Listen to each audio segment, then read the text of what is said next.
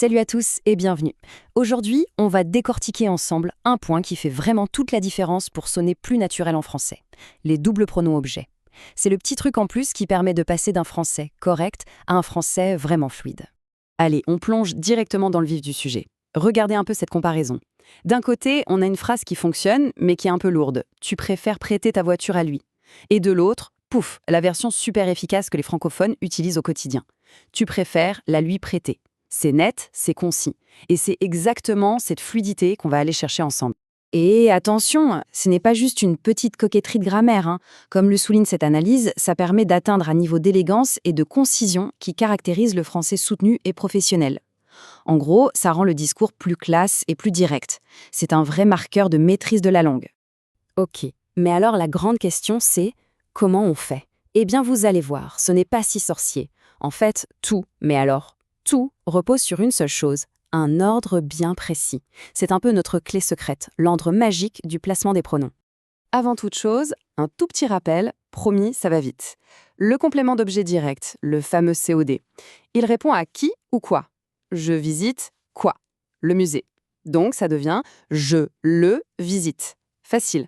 Et puis on a son cousin, le complément d'objet indirect, le COI, lui il répond à qui ou à quoi ? Je parle à qui ? À ma sœur. Ça devient donc je lui parle.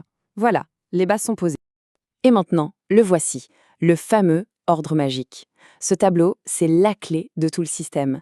On part de la gauche. En première position, les me, te, ce, nous, vous. Juste après, dans la deuxième colonne, les le, la, les.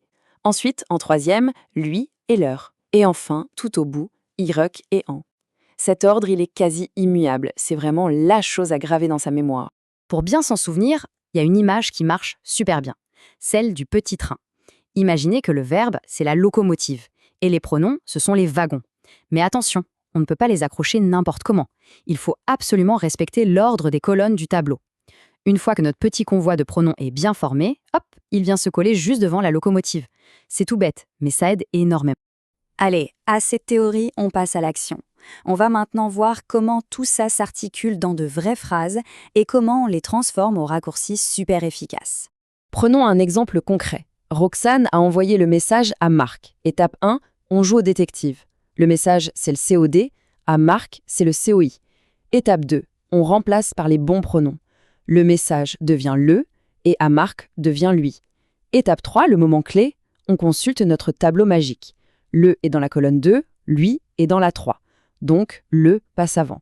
Et enfin, étape 4, on assemble le puzzle. Roxane, le, lui, a envoyé. C'est mécanique, ça marche à tous les coups.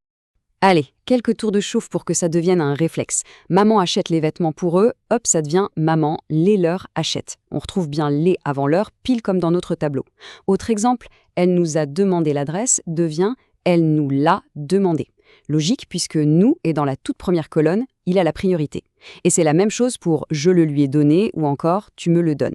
Une fois qu'on a compris le système, ça roule tout seul. Bon, le français ne serait pas le français sans sa petite exception pour pimenter les choses. Il y a un cas de figure, un twist où les règles sont un peu différentes. Et ce cas, c'est l'impératif. Alors la question c'est, qu'est-ce qui se passe de si spécial quand on donne un ordre ? Eh bien accrochez-vous, tout est chamboulé. Mais attention, seulement pour les ordres positifs. Quand on interdit quelque chose, on reste sur la règle normale. Ne le lui dis pas, les pronoms sont avant. Par contre, si l'ordre est affirmatif, regardez bien, dis-le lui. Hop, les pronoms ont sauté de l'autre côté du verbe. C'est pareil pour ne me le donne pas, qui, à l'affirmatif, devient donne-le-moi. Donc, pour ce cas spécial de l'ordre affirmatif, il y a juste quelques points à retenir. Primo, les pronoms passent après le verbe. Deuxio, on les attache avec des traits d'union. Tertio, l'ordre change un peu. C'est le pronom direct comme le, la, les qui prend les têtes. Et enfin, dernier détail, me et te se transforment en moi et toi. C'est tout ce qu'il y a à savoir sur cette exception. Bon, on a vu pas mal de choses. Il est temps de synthétiser tout ça, de se faire une petite anti-sèche mentale pour garder l'essentiel à portée de main. Alors, si on ne devait retenir que 3 choses, ce serait celle-ci. Premièrement, il y a cet ordre quasi sacré des pronoms, celui du fameux tableau. C'est le pilier de tout. Deuxièmement, dans 99% des cas, tout ce petit monde se place juste avant le verbe. Et troisièmement, notre fameuse twist, à l'impératif affirmatif, et seulement là, les pronoms passent après le verbe, avec des traits d'union et un ordre un peu modifié. Voilà, avec ça, on a l'essentiel du système. Maintenant, le plus important, c'est bien sûr la pratique. C'est vraiment la seule façon de transformer cette règle en un véritable automatisme. La question à se poser est donc, quelle est la prochaine phrase du quotidien qui pourrait être simplifiée grâce à ça?